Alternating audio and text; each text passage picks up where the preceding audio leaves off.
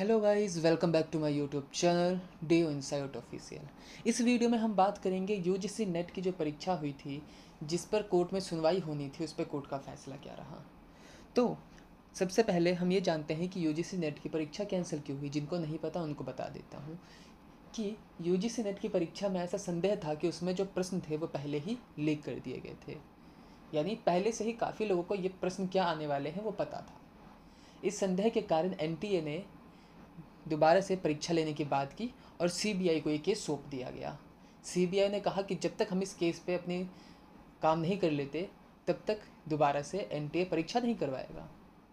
इसको लेकर एक न्यायालय के वकील थे जिनका नाम है उज्जवल गोड। उन्होंने एक याचिका दायर करी कि ये जो तरीका है ये बहुत मनमाना है एनटीए का दोबारा से एग्ज़ाम करवाने का।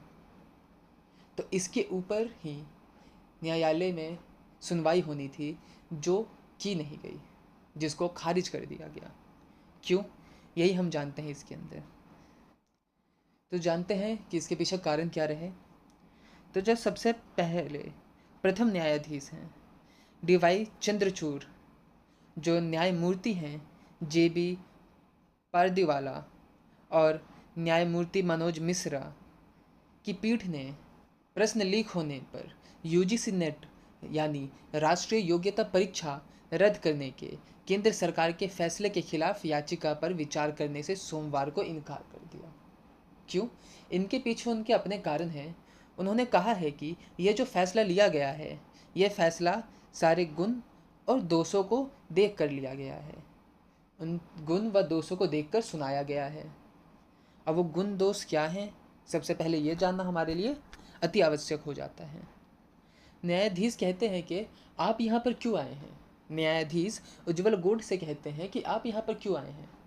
ये जो मुद्दा है, यह जो विषय है, ये पीड़ितों का है, ये विद्यार्थियों का है, आप उनको आने दें। यदि कोई विद्यार्थी आके इस पे अपनी याचिका दायर करेगा तो हम उस पर अवश्य से सुनवाई करेंगे। जब तक कोई पीड़ित आके इस पे याचिका दायर नहीं करता तब तक हम इस पे फैसला सुनाना आवश्यक नहीं समझते हैं। वह यहाँ तक कहते हैं कि आप कानूनी मामलों पे ध्यान दें और ये मामला एनटीए पे छोड़ दें। उज्जवल गोड का ये याचिका दायर करने के पीछे का कारण बस इतना सा था कि उनका ऐसा मानना था कि ये जो तरीका है एनटीए का, ये जो परीक्षा दोबारा से करवाने का तरीका है, यह बहुत ही मनमाना तरीका है, यह सही तरीका नहीं है। जिन भी विद्यार्थियों ने जो पीड़ित हैं, जिन्होंने परीक्षाएं दी हैं, उनको दोबारा से परीक्षा क्यों देना पड़े, वो दोबारा से फिर से वो सारा प्रोसेस क्यों झेलें।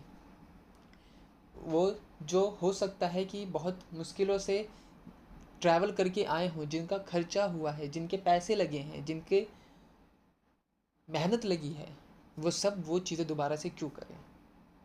खैर, ये उनका मानना था। आपका इस पे क्या मानना है। जो इन्होंने याचिका दायर करी और उस पे जो न्यायालय का जवाब आया, उसमें से कौन सही है, क्या चीज़ें होनी चाहिए थी, क्या चीज़ें नहीं होनी चाहिए थी। और अपने दोस्तों तक भी शेयर करें यदि किसी ने यूजीसी नेट की परीक्षा दी थी तो और उसका कैंसिल हुआ है तो उसकी इस पे क्या राय है। तो मिलते हैं अगले किसी वीडियो में अगले किसी विषय पे बात करते हुए। तब तक के लिए धन्यवाद।